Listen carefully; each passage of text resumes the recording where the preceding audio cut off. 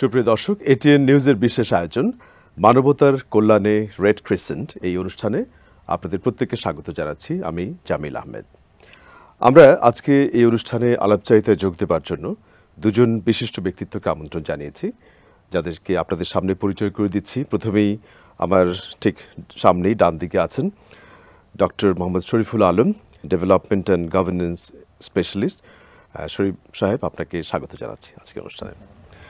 ধন্যবাদ। এবং একই সাথে আমাদের এই অনুষ্ঠানে আরও যোগ দিয়েছেন বাংলাদেশ রেড ক্রিসেন্ট সোসাইটির উপমহাসচিব সুলতান আহমেদ, আপনাকেও স্বাগত জানাচ্ছি।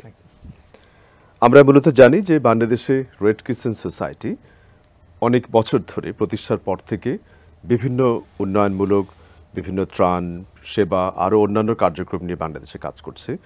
অত্যন্ত প্রথিতযশা এই সংগঠনটি তার সুনামের সাথে বিভিন্ন ধরনের কাজ করে যাচ্ছে বহু বছর থেকে। আমরা অনুষ্ঠানের শুরুতে একটু বিশেষ করে দুর্যোগ ব্যবস্থাপনা সহ অন্যান্য ক্ষেত্রে রেড ক্রিসেন্ট সোসাইটির কাজ সম্পর্কে একটা ওভারভিউ উপমহাসচিব মিস্টার সুলতান আহমেদ আপনার কাছ থেকে একটু শুনতে চাই। ধন্যবাদ এটিএন নিউজের দর্শকদেরকে আমাকে আমন্ত্রণ জানানোর জন্য। আমি শুরুতেই বলবো যে রেড ক্রিসেন্ট সোসাইটি প্রায় 54 বছর ধরে বাংলাদেশে সেবা দিয়ে চলেছে, এবং অনেকেই হয়তো মনে করেন যে রেড ক্রিসেন্ট সোসাইটি একটি এনজিও, বাট এটা আসলে এনজিও না, এটা সরকারের সহযোগী প্রতিষ্ঠান হিসেবে কাজ করে। আমরা অনেকগুলো ক্ষেত্রে কাজ করে থাকি, তার মধ্যে অন্যতম একটি সেক্টর হচ্ছে যে দুর্যোগের সাড়া এবং দুর্যোগের প্রস্তুতি বিষয়ে আপনার মানুষকে অবহিত করা। এছাড়াও স্বাস্থ্য খাতে আমাদের অনেক বড় রকমের কাজ রয়েছে। তো আমি যদি মোটা দাগে বলতে চাই তাহলে আমি বলবো যে রেড ক্রিসেন্ট সোসাইটি দুই পায়ে হাঁটছে আছে প্রোগ্রামেটিক ল্যাঙ্গুয়েজে। একটি হচ্ছে স্বাস্থ্য আর একটি হচ্ছে দুর্যোগ প্রতিরোধ এবং দুর্যোগে আপনার সাড়া দেওয়াটা। তো স্বাস্থ্য খাতে যদি আমি বলি, স্বাস্থ্য খাতে আমাদের দুর্যোগকালীন স্বাস্থ্য একটি বিষয় আছে, এবং সাধারণভাবে কমিউনিটি লেভেলেও আমাদের অনেক বড় রকমের স্বাস্থ্য সেবা প্রচলিত রয়েছে। যেমন আমি বলতে পারি যে প্রায় 58টি স্বাস্থ্য ক্লিনিক, ম্যাটার্নাল এবং চাইল্ড হেলথ ক্লিনিক আছে। এগুলো একেবারে প্রত্যন্ত অঞ্চলে, যেখানে হয়তো রেড ক্রিসেন্ট অপারেট করে। এগুলো প্রত্যেকটা আপনার রেড ক্রিসেন্টের স্থানীয় ইউনিটের পর্যায়ের লোকজন দিয়ে পরিচালিত হয়। এই অঞ্চলে যারা বসবাস করে তাদের অন্যান্য স্বাস্থ্য সুবিধা থেকে বঞ্চিত, হয়তো অনেক রিমোটনেসের কারণে যেতে পারে না, ফলে এটি একটি জায়গা। আর যেটা বললাম যে দুর্যোগ প্রতিরোধের ক্ষেত্রে আমরা অত্যন্ত আপনার জোরালো ভূমিকা রেখে আসছি সরকারের সহযোগী হিসাবে। একেবারে প্রত্যন্ত অঞ্চলে আমাদের ভলেন্টিয়ার্সরা রয়েছে, আমাদের সেখানে কমিউনিটি বেসড যারা স্টেক হোল্ডার আছে তাদের সঙ্গে এবং সরকারের সঙ্গে একত্রিত হয়ে আমরা কাজ করছি।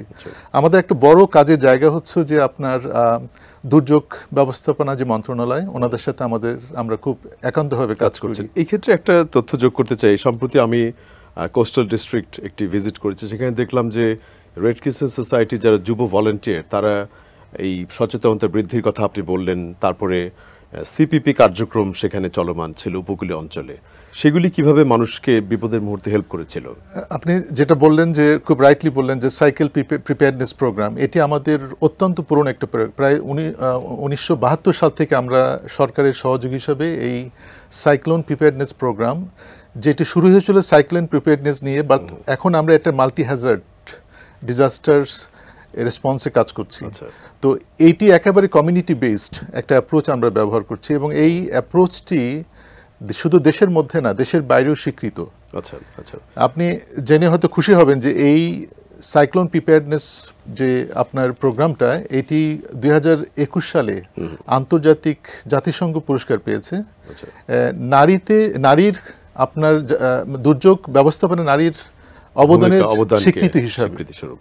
আমরা আরও শুনবো রেড ক্রিসেন্ট সোসাইটির উপমহাসচিব জনাব সুলতান সাহেব। আমরা স্যার আপনার কাছে একটু ফিরে আসি, ডক্টর শরীফুল আলম। বিশেষ করে আপনি গভর্নমেন্টে যেমন সার্ভ করেছেন, একই সাথে ডেভেলপমেন্ট সেক্টরে কাজ করেছেন, লোকাল গভর্নমেন্টের সাথে করেছেন। আমি মূলত আপনারা যারা রেড ক্রিসেন্টের আমি বলবো স্টেক হোল্ডার বাইরের, রেড ক্রিসেন্ট সোসাইটির কাজকে আপনি কিভাবে দেখেন? আপনার পারসেপশন কি, বা বাংলাদেশে অন্য জেলাগুলোতে এর মূল্যায়নই বা কিভাবে হয়? ধন্যবাদ এটিএন নিউজের দর্শকবৃন্দ এবং আপনাকে।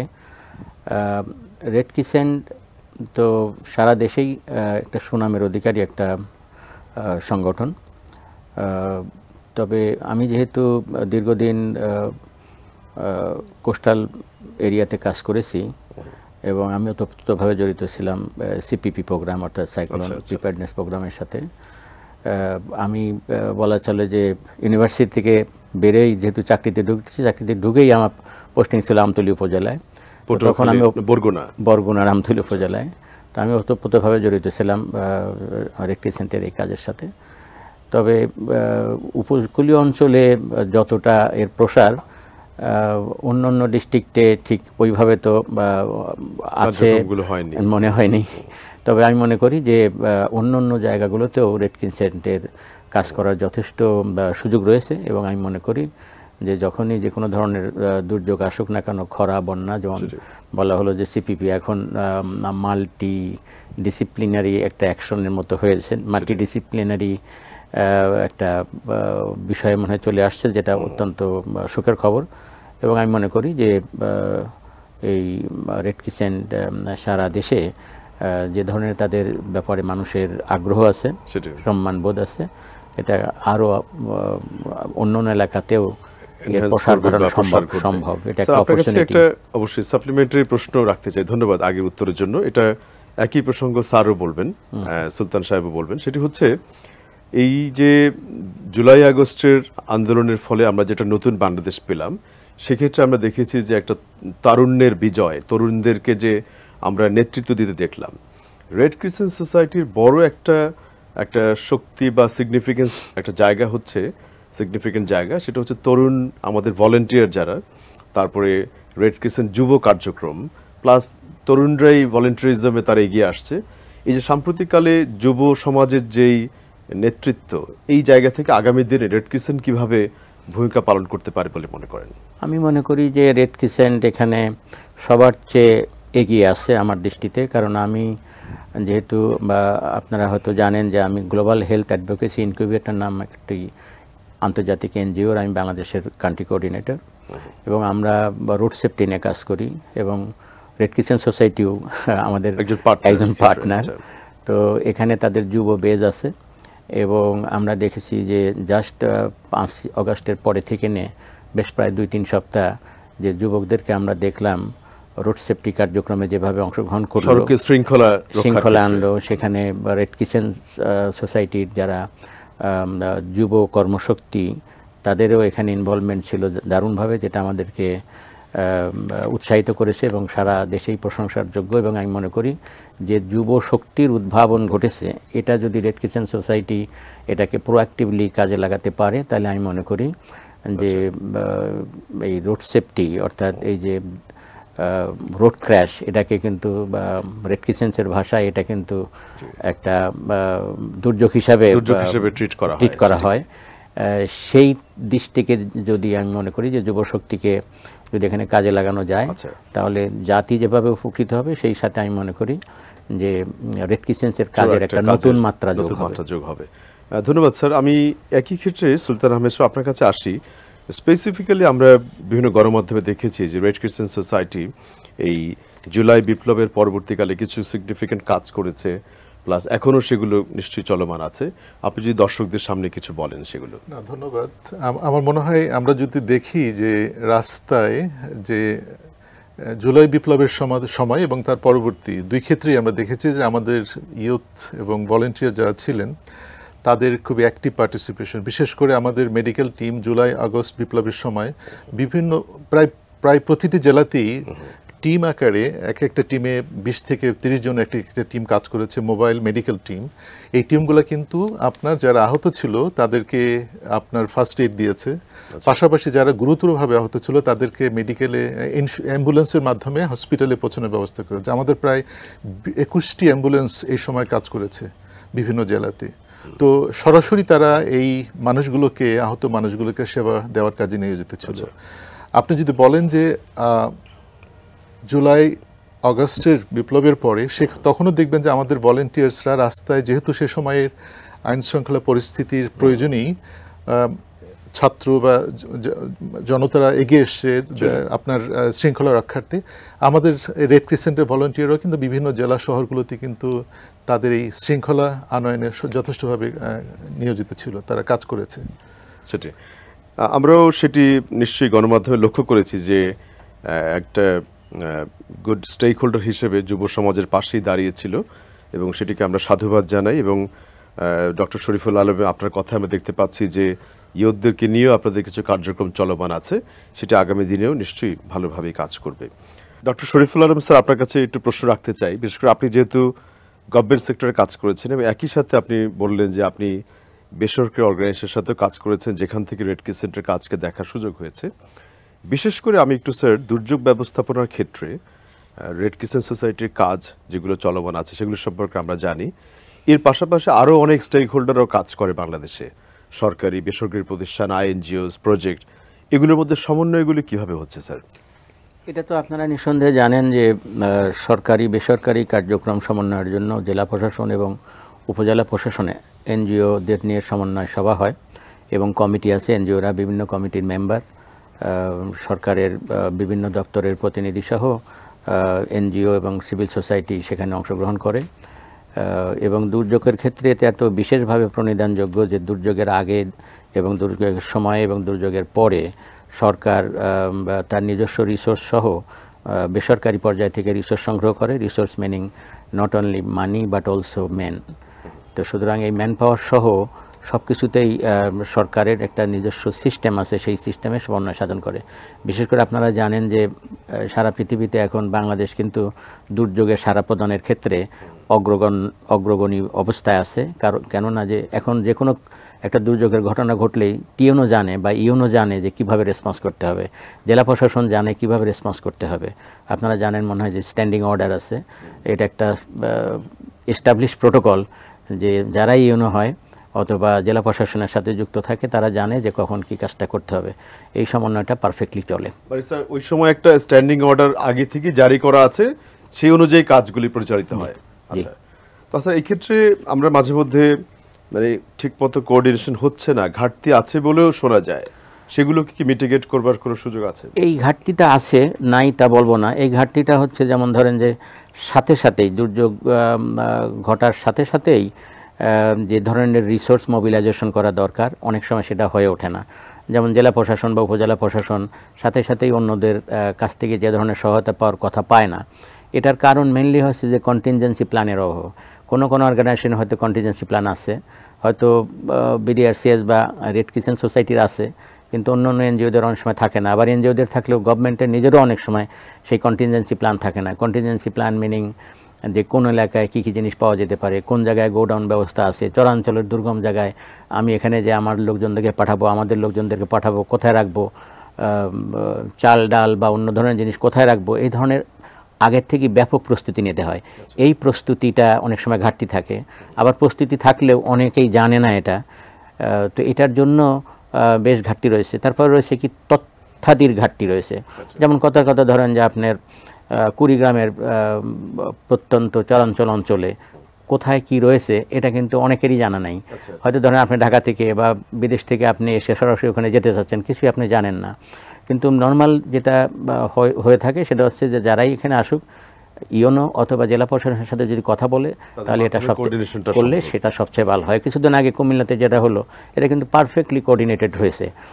কোন জায়গায় কি রিসোর্স আছে, অনেক সময় দেখা যাচ্ছে যে এনজিওগুলোতে প্রজেক্ট পাস করেছে আমি অমুক উপজেলায় দিব, কিন্তু সেটাতে ওখানে হয়তো অনেকেই পৌঁছে গেছে আগেই।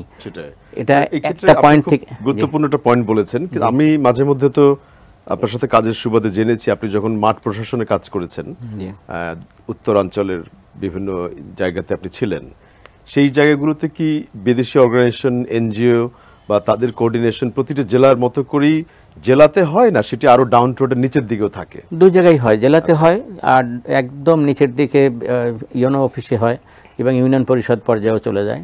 মেনলি উপজেলাতে ইউনো হচ্ছে মেন লিডার, অন্যান্য অফিসাররা আছে অন্যান্য ডিপার্টমেন্টের, আর জেলা প্রশাসন হচ্ছে মেনলি উপর দিকের একটু কোঅর্ডিনেশন করে, কিন্তু অ্যাক্টিভিটি লেভেলে you know is the mainly focal point. ধন্যবাদ স্যার। আমরা একটা বিরতি নিয়ে ফিরে আসব, তারপরে আমরা কোভিড-19 সময়কালে রেড ক্রিসেন্টের ভূমিকা নিয়ে আমরা কথা বলবো। সেই প্রসঙ্গে আমরা মহাসচিব, উপমহাসচিব সাহেবের থেকে শুনবো এবং আশা করছি দর্শক আপনারাও আমাদের সাথে থাকবেন।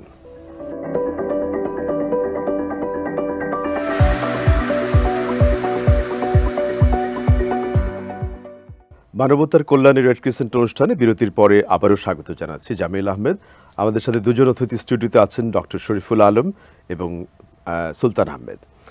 আমরা যে আলোচনায় ছিলাম আবারও বিরতির পরে ফিরে এলাম। সুলতান আহমেদ, আপনার কাছে আসি। রেড ক্রিসেন্টের উপমহাসচিবের দায়িত্বে যেহেতু আপনি আছেন, বিশেষ করে করোনাকালীন সময়ে আমরা দেখেছি মহামারী, যেহেতু কোভিড-19ও একটি মহামারী হিসেবে ট্রিটেড, সেই সময়কালে রেড ক্রিসেন্টের ভূমিকাগুলো আমরা বিভিন্ন গণমাধ্যমে দেখেছি। সে সময়কালের কাজগুলো কেমন ছিল বা সেগুলির কোনো ফলো আপ এখন আছে কিনা? ধন্যবাদ। আসলে যদি আমি স্মরণ করতে চাই সেই সময়কার যে আমাদের পরিস্থিতিটা, আমরা আসলে অন্য যাবতীয় কাজ বন্ধ রেখে কোভিডে ঝাঁপিয়ে পড়েছিলাম। আমাদের প্রায় 15,000 ভলেন্টিয়ার্স, তারা বিভিন্ন জেলাতে এবং উপজেলাতে, গ্রামাঞ্চলে এই প্রথমত তারা বিভিন্ন স্পটগুলো যেখানে ছিল, যেখান থেকে আমরা ভেবেছি যে কোভিড ছড়াতে পারে, সেই সমস্ত স্পটগুলোকে চিহ্নিত করে সেখানে আপনার হাত ধোয়ার ব্যবস্থা করা, তারপর মাস্ক বিতরণ করা। তো এই প্রতিরোধমূলক কাজগুলো তারা করেছে বিভিন্ন জায়গাতে। এর বাইরেও যেটা করেছে যে টিকাদান কর্মসূচিতে আমাদের প্রায় 8,000 ভলেন্টিয়ার সরাসরি তারা সহায়তা দেনে সরকারের সঙ্গে সহযোগী হিসেবে কাজ করেছে। আপনি হয়তো জেনে আপনি মানে আশ্চর্য হবেন যে অনেক সময় দেখা গেছে যে এই বাচ্চাগুলো যাদের বয়স হয়তো 18 থেকে 20 বা 25 বছরের মধ্যে, অনেকেই এমনভাবে এসছে যে তার পিতামাতা জানে না, তার বাবা মা জানে না। হয়তো ওই সময়টাতে তো আসলে বাইরে যাওয়ার কোনো রকমের অনুমতি ছিল না। এই বাচ্চাগুলোর মানুষের তাগিদে বেরিয়েছে এবং তারা আমাদের সাথে কাজ করেছে, খেয়ে না খেয়ে বিভিন্ন পর্যায়ে তারা কাজ করেছে। এবং আমাকে বলতে হবে যে এই সময়টাতে আমরা আমাদের যারা ডোনার ছিল তাদেরও অনেক সহযোগিতা পেয়েছি। আমরা রেড ক্রিসেন্টের যে কম্পাউন্ড, এখানে প্রায় 9টি ডোনার, যাদেরকে আমরা পার্টনার্স বলি, ওখানে বিভিন্ন দেশে ওনারা কিন্তু এই কোভিডকালীন সময়ে আমাদের প্রচুর সহায়তা করেছে। বিশেষ করে এই যে মাস্ক, বিভিন্ন ইকুইপমেন্ট দেওয়ার ক্ষেত্রে এবং ভ্যাকসিন প্রদানের ক্ষেত্রেও কিন্তু আমরা একটা বড় রকমের সহায়তা গভর্নমেন্টকে করেছি সেই সময়টাতে। আরেকটি বিষয় আমরা মাঝে মধ্যে দেখি যে উপকূলীয় অঞ্চল বা বিভিন্ন জায়গাতে ঘূর্ণিঝড় বা এগুলো কিছুটা বছরের একটা ওয়েদার ফোরকাস্ট থাকে, কখনো কখনো হঠাৎ চলে আসে। এই যে দুর্যোগ ব্যবস্থাপনার ক্ষেত্রে আপনাদের সারা বছরের প্রস্তুতি কেমন, বা এই ধরনের কার্যক্রমগুলিকে কিভাবে আপনারা মানুষকে জানান দেন? আমার মনে হয় যে স্যার যেটা বললো, আমি ওনার কথার সূত্র ধরেই বলবো যে আমাদের আসলে কন্টিনজেন্সি প্ল্যানিং থাকে। আমাদের ডোনাররা তার আগে থেকেই ফান্ড আমাদের দিয়ে দেয় এবং আমরা যেহেতু বাংলাদেশ একটা দুর্যোগ প্রবণ একটা দেশ এবং অনেক সময় এটা একই বছরে একাধিক দুর্যোগ হয়ে থাকে, ফলে একটা ইমার্জেন্সি ফান্ড কিন্তু আমাদের থাকে। ইমিডিয়েটলি দুর্যোগ ঘটার 3 ঘন্টা থেকে 12 ঘন্টার মধ্যে আমাদের টিম ওখানে চলে যায় এবং শুকনো খাবার থেকে শুরু করে ইমিডিয়েট যে নিডটা আমরা ওই ফান্ড থেকেই সেটা কভার করি। আর আপনি প্রস্তুতির বিষয়টা বললেন, আমি বলবো যে অতীতের যে কোনো সময়ের চাইতে এখন আমরা অনেক বেশি প্রস্তুত এবং এই প্রস্তুতি থাকার ফলেই কিন্তু জানমালের যে ক্ষয়ক্ষতি, এটার সংখ্যা এখন কিন্তু প্রায় একেবারে সিঙ্গেল ডিজিটে নেমে এসছে। আমি একটু উদাহরণ দেব যে এই যে ডিজাস্টারের যে স্ট্যান্ডিং অর্ডারটা আছে, এটা কিন্তু এতটা কম্প্রিহেন্সিভলি তৈরি করা হয়েছে যে এখানে গভর্নমেন্ট এবং নন গভর্নমেন্ট বা নন স্টেট অ্যাক্টর যারা আছে তাদের সাথে একটা চমৎকার সমন্বয় প্রতিটি ক্ষেত্রে। যেটা স্যার বললেন যে একেবারে মাঠ পর্যায়ে, জেলা পর্যায়ে তো আপনার এই দুর্যোগকালীন সময়ে জেলা প্রশাসক যারা, তারা প্রধান, ওখানে তাদের নেতৃত্বে এগুলো হয়, কিন্তু ওখানে রেড ক্রিসেন্ট একটা জোরালো ভূমিকা পালন করে। কারণ আমাদের কমিটি আছে জেলা পর্যায়ে, ইউনিয়ন পর্যায়ে, ইভেন গ্রাম পর্যায়ে আমাদের প্রায় 20 সদস্যের একেবারে গ্রাসরুট লেভেলে কমিটি আছে। এই মানুষগুলো স্ট্রং বেজ, এই মানুষগুলোই কিন্তু আপনার গ্রাসরুট লেভেলে, গ্রাম লেভেলে আপনার দুর্যোগ মোকাবেলার প্রধান সবচেয়ে বড় ভূমিকা পালন করে। এবং তারাই কিন্তু এই সংখ্যাটি কি আপনারা আরো বাড়াতে চেষ্টা করছেন, মানুষকে প্রশিক্ষণ দিয়ে, টিওটি দিয়ে, বা আরো কিভাবে বাড়ানো যায়? আপাতত আমরা বেসিক্যালি 19টি জেলা, যেটাকে আমরা বলি যে এটা দুর্যোগ প্রবণ এলাকা, এই 19টি জেলায় আমাদের এই কমিটিগুলো কাজ করছে এবং যেহেতু এই জেলাগুলোতে আপনার বেশি দুর্যোগ হয় সেখানে আমরা কাজ করছি, বাট এর বাইরেও প্রতিটি জেলাতেই আমাদের ইউনিট কমিটি আছে এবং সেখানে প্রশিক্ষিত ভলেন্টিয়ার্স আছে, তারা সবসময় প্রস্তুত থাকে যে ওই সমস্ত জেলাতেও যদি কোনো দুর্যোগ হয় যেমন খরা, হ্যাঁ, এবং তারা সময় মতো ওখানে সাপোর্টটা দেয়। ধন্যবাদ আপনাকে এই ক্ষেত্রে কথা বলার জন্য। ডক্টর শরীফুল আলম স্যার, আপনার কাছে একটু ফিরে আসি। বিশেষ করে আপনি বিভিন্ন দেশ কাজের সুবাদে গিয়েছেন।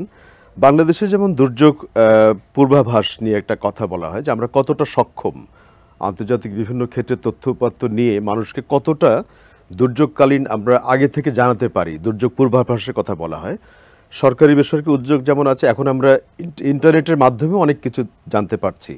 এই বিষয়টা স্যার কতটা আমাদের আগামী দিনে আরও প্রস্তুতি নেওয়া প্রয়োজন পূর্বাভাসের ক্ষেত্রে? আমি তো মনে করি যে সরকারের যে পূর্বাভাসের যে ব্যবস্থা, এটা যদি আপনি সাম্প্রতিক সময়ে দেখেন, আমার মনে হয় আমরা অনেকটাই আগের চেয়ে উন্নতি সাধন করেছি। এবং বিশেষ করে যেটা হয় যে যেমন ধরেন জেলা প্রশাসন বা উপজেলা প্রশাসনের কাছে দুর্যোগ পূর্বাভাস কেন্দ্র থেকে তো সারা জাতিকেই বলা হয়, এবং বিশেষ করে উপজেলা প্রশাসন জেলা প্রশাসনের কাছে যাওয়ার সাথে সাথে তারা যে ধরনের প্রস্তুতি নেওয়ার কথা ঠিক সেইভাবেই তারা নেয়। আমাদের যে উপকূলীয় অঞ্চলে যে পুনর্বাসন কেন্দ্র রয়েছে সেগুলোতে তারা এখানে নিয়ে আসে। আপনি জানেন যে সারা দেশে সাইক্লোন শেল্টার রয়েছে, তারপরে 8 দিন কিল্লা রয়েছে, অনেক এনজিওরা করেছে এটা অ্যাকশন এইডের সহায়তায় বা অন্যান্য এনজিওদের সহায়তায়। ছোটোখাটো এনজিওরাও করেছে চরে, যেখানে তাদের বাড়ির সমস্ত কিছু নিয়ে আসতে পারে। যেমন ধরেন যে ঘরের চালা ভেঙে নিয়ে চলে আসতে পারে, গরু ছাগল মহিষ নিয়ে চলে আসতে পারে, গবাদি পশু নিয়ে চলে আসতে পারে। দুর্যোগের সময় সেগুলো রেখে আসতে চায় না। এই জন্য আমিও একটা এনজিওর উপদেষ্টা হিসাবে আছি। ওনাদেরও চরে প্রায় 15 বিঘা জায়গার উপর 8 দিন কেল্লা আছে। মানুষজন আশপাশ থেকে ঘর বাড়ি সহ গবাদি পশু সহ সেখানে আসতে পারে।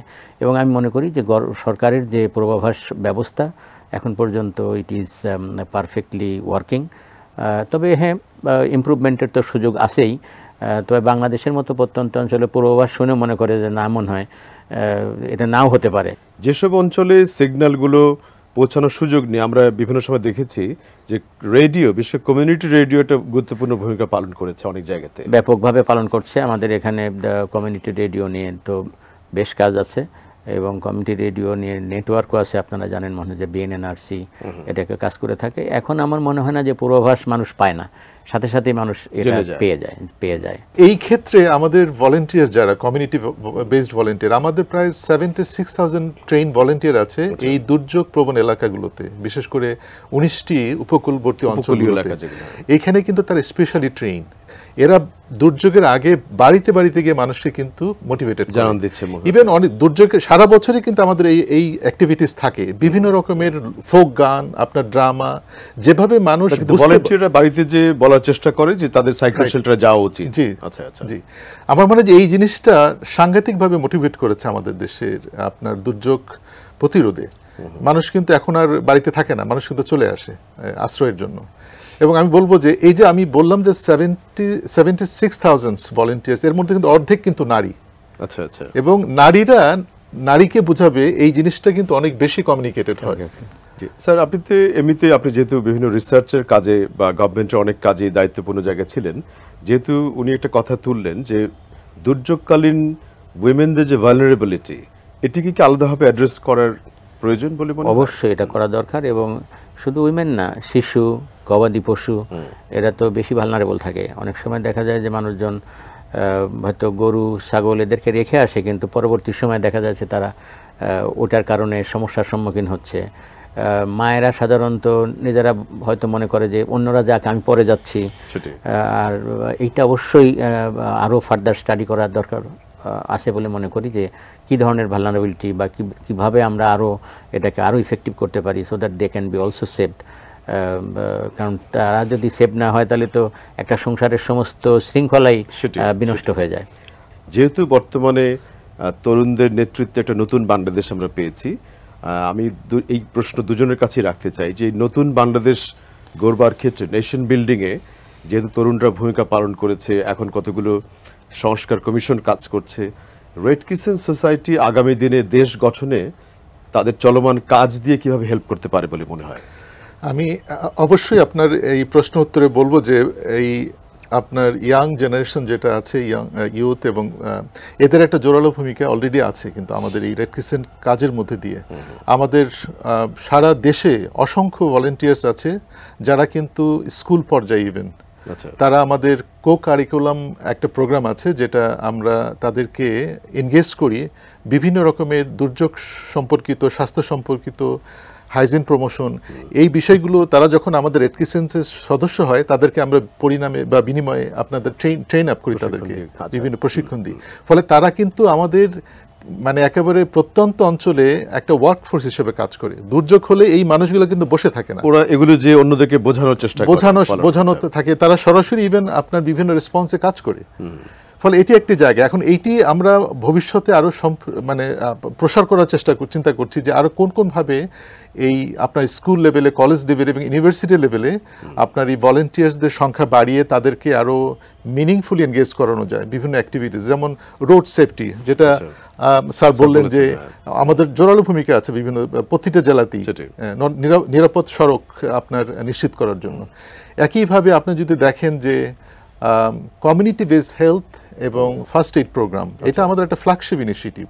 সারা পৃথিবীতে এই কাজটির জন্য কিন্তু আমরা সুনাম অর্জন করেছি। বাংলাদেশে এটি মানে অনেক সুনাম অর্জন করেছে। বিশেষ করে আপনি যদি রোহিঙ্গা ক্যাম্পে দেখেন, সেখানে কিন্তু আমাদের নিজস্ব ভলেন্টিয়ার্সের বাইরে রোহিঙ্গাদেরকে আমরা ট্রেন করেছি যারা তাদের কমিউনিটিকে হেল্প করতে পারে, এবং সেখানে কিন্তু রোহিঙ্গাদের আজকে তাদের স্বাস্থ্য অনেক উন্নত হয়েছে। কক্সবাজারের বা অন্য জায়গায় রোহিঙ্গাদের কর্মসূচি বাস্তবায়নে রেড ক্রিসেন্ট একটা সিগনিফিক্যান্ট পার্টনার হিসেবে কাজ করছে। ওখানে প্রায় 33টা ক্যাম্প, প্রত্যেকটা ক্যাম্পে আমাদের কর্মসূচি আছে, বিভিন্ন রকমের স্বাস্থ্য শেল্টার এগুলো চলমান আছে। ইভেন ভাষাঞ্চর, যেটি আপনি জানেন যে নোয়াখালীর একটা দ্বীপ, সেখানে প্রায় 34,000 রোহিঙ্গা রয়েছেন, সেখানেও কিন্তু আমাদের অ্যাক্টিভিটিস রয়েছে এবং আমাদের ভলেন্টিয়ার্স ওখানে কাজ করছে। অবশ্যই আমরা এই কাজগুলোকে সাধুবাদ জানাই এবং নিশ্চয়ই কাজগুলো আগামী দিনেও ভালোভাবে মানুষের জীবনমান উন্নয়নে সহায়তা করবে। ডক্টর শরীফুল আলম স্যার, আপনার কাছে আসি। বিশেষ করে অন্য যেই অর্গানাইজেশন, আপনি অনেক অর্গানাইজেশনের সাথে কাজ করেছেন, বিভিন্ন দাতা সংস্থা, আন্তর্জাতিক বা আপনি দেশীয় অনেক অর্গানাইজেশনেরও উপদেষ্টা পরিষদে আছেন বলেছেন। মূলত স্যার যেই প্রশ্নটি, সেটি হচ্ছে যে যেহেতু একটা নতুনভাবে দেশকে আমরা ভাবতে শুরু করেছি এখন, সেটির শৃঙ্খলা রক্ষার জন্য ছাত্ররা রাস্তায় নেমেছিল একটু আগে, রোড সেফটি যে কথাটি এলো, তারপরে তারা স্যার আরও অনেক ধরনের কাজে স্বেচ্ছাশ্রমের ভিত্তিতে তারা রাস্তায় নেমে আমাদেরকে দেখিয়েছে তারা ভালো করতে পারে বা করতে চায়। স্যার এই যে এনজিও কার্যক্রম বা ভলেন্টারিজমের কথা উনি বললেন, এগুলোকে স্যার প্রাতিষ্ঠানিকভাবে স্কুল কলেজের কারিকুলামে নিয়ে আসা, পাঠ্যপুস্তকে কিংবা আর কিভাবে প্রাতিষ্ঠানিকীকরণ করা যায় বলে মনে হয় স্যার? না, এটার তো রেড ক্রিসেন্ট সোসাইটি তো অত্যন্ত ভালো অবস্থানে আছে অন্যদের চাই, যেহেতু তাদের অলরেডি তো ইয়ত একটা বেজ রয়েছে এবং প্রশিক্ষিত ইয়ত রয়েছে, এবং পরবর্তী সময় এখন যে এই জুলাই আগস্ট বিপ্লবের পরে যে ধরনের তারুণ্য আমাদের সামনে আসলো এবং এটা সংখ্যায় বিপুল, তাদের মধ্য থেকে যাদের লিডারশিপ ক্যাপাবিলিটি ভালো আছে তাদের নিয়ে সেটা স্বাস্থ্য মন্ত্রণালয়ের আওতাধীনেই হোক বা সরাসরি রেড ক্রিসেন্ট সোসাইটি হোক অথবা যে কোনো মন্ত্রণালয়ের অধীনে যদি এই ধরনের একটা কর্মসূচি গ্রহণ করা যায় যাতে তাদের লিডারশিপ ক্যাপাবিলিটি বাড়ে এবং তারা যেন তাদের যে ভলান্টারিজমকে যুব সমাজের নেতৃত্ব বিকশিত করা যায় এবং সেই সাথে তাদেরকে উন্নয়নমূলক কাজে, রোড সেফটি সহ অন্যান্য কাজে ব্যবহার করা যেতে পারে। যেমন ধরুন আমরা বলছিলাম কন্টিনজেন্সি প্ল্যানের কথা, বিশেষ করে আমার মনে পড়ে আমি তখন লোকাল গভর্নমেন্টে কাজ করি, সিডর এবং আইলার পরে সিডর হওয়ার সাথে সাথেই আমাদের কিন্তু বড় সমস্যার সম্মুখীন হয়েছি আমরা একদম অকুস্থলে, অর্থাৎ যে জায়গায় ঘটনা ঘটছে ওই জায়গায় পৌঁছতে পারাটা ডিফিকাল্ট। হয়তো যদি আমরা 5-7 ঘন্টার মধ্যে পৌঁছতে চাই, যেমন আপনার দাকো, বটিয়াঘাটা, পাথরঘাটা, এই সমস্ত জায়গায় আমরা পৌঁছতে আমাদের সময় লেগেছে, রাস্তাঘাটে গাছ পড়ে গেছে, যাওয়া যায় নাই। ওই সময়টা মানুষকে সহায়তা দেওয়াটা হচ্ছে সবচেয়ে বেশি ইম্পর্টেন্ট ব্যাপার। আগে যেমন উপজেলা পরিষদ থেকে সরাসরি একটা পার্সেন্টেজ ব্যয় করতে পারতো সাথে সাথে, এখন সেই সুযোগটা সীমিত হয়েছে। কিন্তু আমি শুনে খুশি হলাম যে রেড ক্রিসেন্টসের হেডকোয়ার্টার লেভেলে আছে, আমি জানি না ডিস্ট্রিক্ট লেভেলে এই রিসোর্সগুলো আসে কিনা। আমি মনে করি ভলান্টিয়ার বেজের মাধ্যমে সাথে সাথে রেসপন্স যেহেতু দিতে পারে, এটা হচ্ছে যখন সমন্বয় হয় ঠিক পূর্বে প্রস্তুতিকালীন সময়। যদি আমি জানি যে 3 দিন পরে বা 2 দিন পরে 1 দিন পরে উপকূলে হয়তো সাইক্লোন অ্যাটাক করবে, এখন থেকে যদি আমরা প্ল্যান করি যে আমি কোন জায়গায় কন্টিনজেন্সি প্ল্যানের অংশ কোন জায়গাতে আমি রিসোর্স রাখবো, কাদেরকে রাখবো, তাহলে আমার মনে হয় এটা সঠিকভাবে বাস্তবায়ন করা সম্ভব। এবং এক্ষেত্রে আমি মনে করি যে প্রশিক্ষিত যুবশক্তি এবং যারা তারুণ্য আমাদের সাথে, তরুণ জনশক্তি যে যোগ হচ্ছে আমাদের সাথে, তাদেরকে যদি আমরা এই স্ট্রিমে আনতে পারি তাহলে মনে হয় এটা ভালো হতে পারে। এটা স্বাস্থ্য মন্ত্রণালয়ের অধীনে যে কোনো একটা কর্মসূচি হতে পারে, অথবা রেড ক্রিসেন্ট সোসাইটির পার্মানেন্ট একটা কর্মসূচি হতে পারে, নট প্রজেক্ট। আমরা আজকে অনুষ্ঠানের শেষ পর্যায়ে দুজনের কাছ থেকে কিছুটা সমাপনী বক্তব্য বা ক্লোজিং রিমার্কস নিতে চাই। আগামী দিনে বাস্তবতা এবং চ্যালেঞ্জ মোকাবেলায় রেড ক্রিসেন্ট সোসাইটির সম্ভাব্য ভূমিকা নিয়ে ছোট করে যদি একটু বলেন, আমরা শেষ করব। আমি মনে করি যে ভলেন্টিয়ার্সদের মূলধারার যে হিউম্যানিটেরিয়ান ওয়ার্ক এবং ডেভেলপমেন্ট ওয়ার্ক যেটা বিডিআরসি ইমপ্লিমেন্ট করছে সারা দেশব্যাপী, সেইখানে তাদের এনগেজমেন্টটা আরও মিনিংফুল করা এবং এতে আপনার আরও ভলেন্টিয়ারদের সংখ্যা বাড়ানো এবং তাদেরকে প্রশিক্ষিত করা এবং বিভিন্ন আপনার সেক্টর যেমন হেলথে আমি বলবো যে সেখানে তাদেরকে একেবারে গ্রাসরুট লেভেলে সরকারের সহযোগী হিসেবে কাজ করা। আমি একটু উদাহরণ দিয়ে বলি যে একেবারে গ্রাসরুট লেভেলে আমাদের ভলেন্টিয়ার্সদের যে বেস, তারা ইজিলি সহজেই সরকারের যে স্বাস্থ্য হেলথ ফ্যাসিলিটিসগুলোর সঙ্গে আপনার মোবিলাইজার হিসেবে কাজ করতে পারে, অর্থাৎ তারা ডেটা সংগ্রহ করে গভর্নমেন্টকে দিতে পারে। আমরা এই ধরনের একটা প্রকল্প অলরেডি ইমপ্লিমেন্ট করেছি 2টো ডিভিশনাল সিটিজে এবং আমরা অনেক সাফল্য পেয়েছি। আমরা এখন এটা সারা দেশে করব, স্বাস্থ্য মন্ত্রণালয়ের সঙ্গে আপনার যোগাযোগের মাধ্যমে এটা আমরা সারা দেশে করতে চাই। ঠিক অনুরূপভাবে আমরা আরও যে সমস্ত রেজিলিয়েন্ট নির্ভর যে প্রকল্পগুলো কাজ করছি সেখানেও ইউথদের এনগেজমেন্টটা মিনিংফুল করা এবং বাড়ানো। বিডিআরসিএস গভর্নমেন্টের সঙ্গে খুব ক্লোজলি কাজ করে, বিশেষ করে আপনার দুর্যোগ মন্ত্রণালয়ের সঙ্গে আমাদের ওতপ্রোতভাবে কাজ করি এবং আপনি জেনে খুশি হবেন যে টোটাল ডিজাস্টার রেসপন্সে যে আসলে যে উন্নতিটা, এটা আমাদের ডিজাস্টার গভর্নেন্সের উন্নতি।